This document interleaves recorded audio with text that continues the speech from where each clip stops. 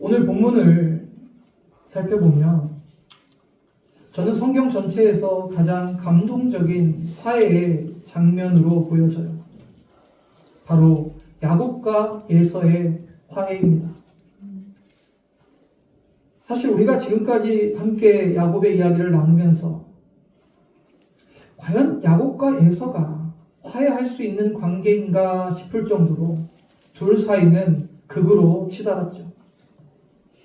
형 에서는 야곱을 만나면 저놈을 내가 반드시 죽이리라, 그런 마음이 있었을 것이고, 야곱은 형의 그 살기등등한 분노를 피해서 하란에서 20년을 보냈지만 여전히 내가 형을 만나면 내 생명이 위태로울 거라는 두려움 속에 있었어요.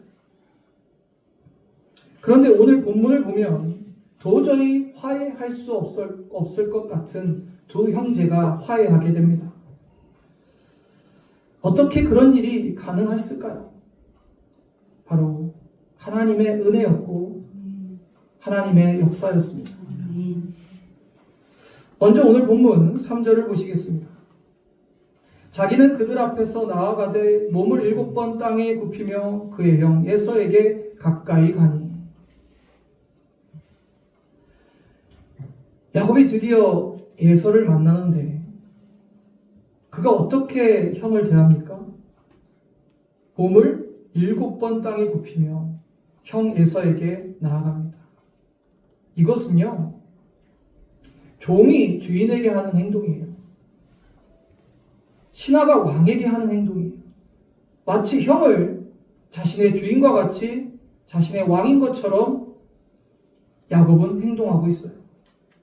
왜 그랬겠습니까? 지난날 자신의 잘못을 진실하게 뉘우치고 형에게 사죄하는 마음으로 야곱이 그렇게 한 거예요. 여러분, 누군가에게 우리가 사죄할 게 있다면 진실하게 해야 돼요. 그저 그냥 미안해, 내가 잘못했어, 이렇게 끝날 문제가 아니라 우리의 마음이 우리의 행동으로 드러나게 돼 있어요. 지금 야곱은요, 위선적인 모습이 아니에요. 그냥 형이 무서워서 이런 행동을 하는 게 아니라 진심으로 뉘우치고 사죄하는 모습입니다. 사실 야곱은요, 형이 무서워서 도망치려고 계획했던 사람이죠. 어떻게든 내가 방법과 전략을 세워서 형이 이렇게 쳤을 때 내 가지고 있는 가축을 두 떼로 나눠서 한 떼를 칠 동안 다른 한 떼를 피해서 도망치면 되겠지, 그런 생각했던 야곱이 지금은 완전히 변해서 가장 앞에 나서서 에서를 맞이합니다. 어떻게 이런 일이 가능합니까? 바로 야복 강가에서 하나님을 만났잖아요. 그리고 하나님께서 야곱에게 새 이름도 주셨어요. 그 이름이 뭐죠? 이스라엘. 새로운 이름을 줬어요. 더 이상 속이는 자가 아니라 하나님이 주신 새 이름 이스라엘이 변화된 모습으로 에서를 만나고 있는 거예요. 본문 4절을 보면 에서와 야곱이 만나는 장면이 딱 묘사되는데, 에서가 달려와서 그를 맞이하여 안고 목을 어긋맞추어 그와 입맞추고 서로 우니라. 20년 동안 떨어져 살던 형제가 드디어 만났어요. 철천지 원수였지만 하나님의 은혜와 개입하심으로 서로 모든 마음이 녹아지고 서로 부둥켜 안고 울며 입맞추고 있어요. 얼마나 아름다운 장면이에요. 감격적인 장면이에요. 32장을 보면 야곱이 형에게 먼저 사절단을 보내잖아요. 왜 보냈겠어요? 선물을 좀 준비해서 형의 마음을 좀 풀으라고. 근데 그 사절단이 전해준 소식은 어때요? 에서가 400명의 장정들, 군대를 이끌고 자기한테 오고 있다는 거예요. 여기서 우리가 확인할 수 있는 것은 에서가 야곱을 만나서 끌어안고 울고 입맞추려고 왔던 게 아니라니까요, 여러분. 에서는요, 군대를 이끌고 와서 야곱을 완전히 쓸어버리려고 작정하고 오고 있었어요. 근데 어떻게 이런 극적인 반전이 일어날 수 있습니까? 어떻게 이렇게 한순간에 화해의 장면이 펼쳐질 수 있단 말입니까? 거기에는 분명한 이유가 있죠. 어떻게 이런 일이 가능할까요? 이런 일이 가능하다는 것은 바로 이런 일이 일어나기 바로 전 상황과 사건을 봐야 돼요. 어떤 일이 있었습니까? 바로 야복강 사건. 야곱 생애 평생 잊을 수 없는 사건이죠. 야곱의 인생은 야복강 사건의 그 전후로 완전히 나뉩니다. 야복강에서 야곱은 하나님과 씨름하죠. 하나님께 매달려요. 사실 야곱은 대책이 없었어요. 400명을 이끌고 형이 오고 있는데 자신은 죽은 목숨이고 하나님 나 살려주시지 않으면 나는 방법이 없습니다. 하나님을 붙들어요. 그때 하나님께서 야곱의 그 간절한 갈망을 들으시고 은혜를 베푸시고 그에게 새 이름도 주시고 내가 너와 함께 하겠다. 너는 이스라엘이다. 자, 이제 야곱은요 그 하나님을 만나고 에서를 만나러 가는데 달라지죠. 왜? 자신의 뒤에 하나님이 계심을 이제 알았거든요. 그리고 구체적으로 본다면 야곱이 달라진 그 몇 가지가 있어요. 첫 번째는 이미 얘기했듯이 이름이 바뀌었고요. 그리고 생각이 바뀌었어요. 어떤 생각이 바뀌었냐? 브니엘이라는 뜻이 하나님의 얼굴이라는 거거든요. 그 야복강에서 하나님을 만난 야곱은 그곳을 브니엘이라고 불렀어요. 하나님의 얼굴. 즉 그의 생에 가장 강력한 하나님의 임재를 경험하고 이제 그가 가는 어느 곳이든 그에게는 브니엘이 될 거라는 믿음이 생겼어요. 하나님이 나와 함께 계신다. 하나님의 얼굴이 나를 보고 계신다. 또 말이 바뀌었어요. 형을 만나고 그 전에 야곱은 얼마나 교활하고 속이고 형을 가지고 놀았습니까? 근데 이젠 겸손하게 다 하나님의 은혜만을 고백하는 사람으로 변했어요. 여러분 그 사람의 말을 보면 그 사람의 신앙을 알 수 있어요. 맨날 무슨 말을 하는지 한번 보세요. 어떤 분이 입만 열면 예수 입만 열면 복음을 외친다면 그분에게는 예수로 충만하고 구원의 감격이 충만한 거예요. 제가 목회를 하면서 제일 안타까운 부분이 교회 안에서 입만 열면 예수가 나와야 되고 입만 열면 복음을 외쳐야 되는데 어떻게 된 게 입만 열면 부동산이 어떻고 주식이 어떻고 또는 누군가를 평가하고 판단하고 이러한 모습은 교회 안에 있어서는 안 돼요. 뒤에서 할 수 없는 말은 아니 앞에서 할 수 없는 말은 뒤에서도 하지 마시고 야곱이 지금 은혜 말하는 걸 봐요. 하나님 만난 사람 이렇게 달라져요. 무슨 일을 해도 하나님의 은혜였습니다. 하나님이 하셨습니다. 이렇게 고백하는 저와 여러분 되기를 소망합니다.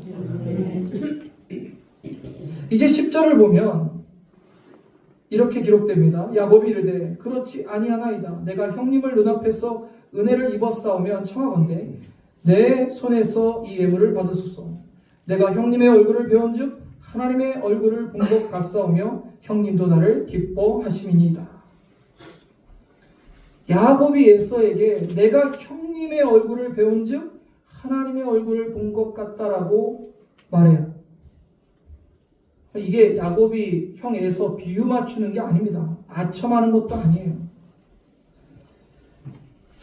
자신은 에서에게 죽은 줄 알았어요.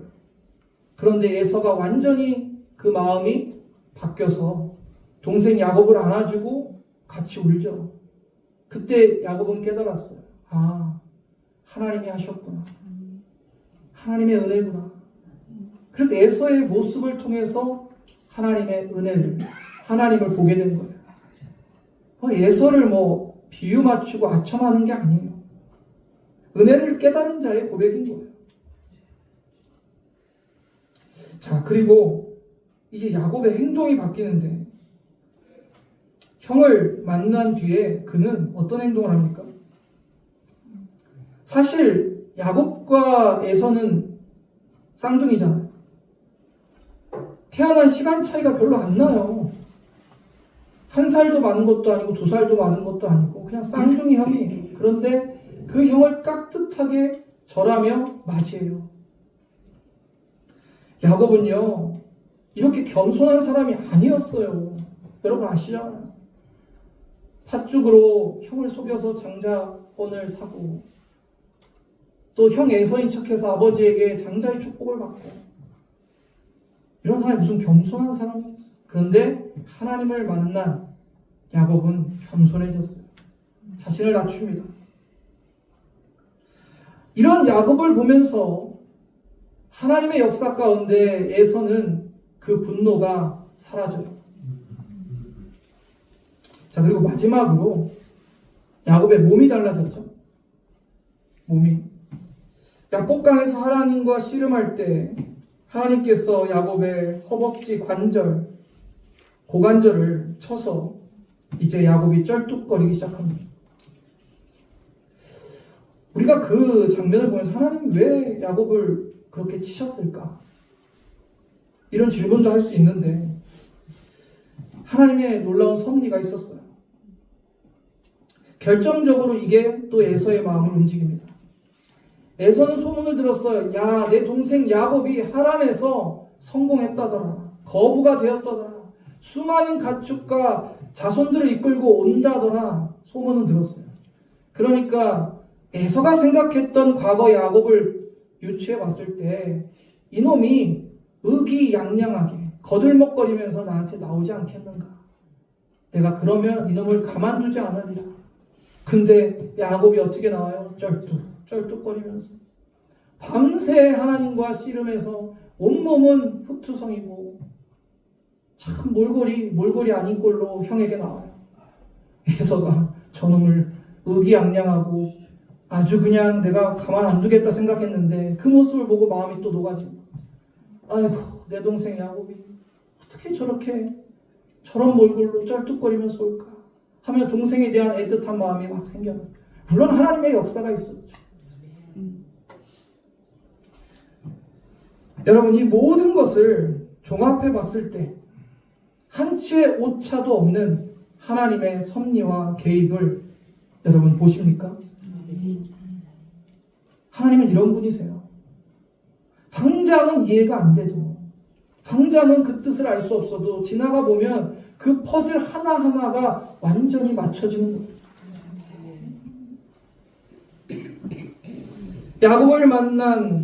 야곱이 만난 하나님, 여러분도 만나시기를 주님의 이름으로 축복합니다. 하나님을 만나면 여러분의 삶은 화해의 현장이 될 것이고, 하나님을 만난다면 여러분의 삶이 평화의 현장이 될 것입니다. 이제 야곱과 화해한 에서는 야곱에게 이렇게 말합니다. 12절을 보시면 에서가 이르되 우리가 떠나자. 내가 너와 동행하리라. 무슨 말이에요? 동생아, 함께 가자. 내가 너와 함께 하겠다.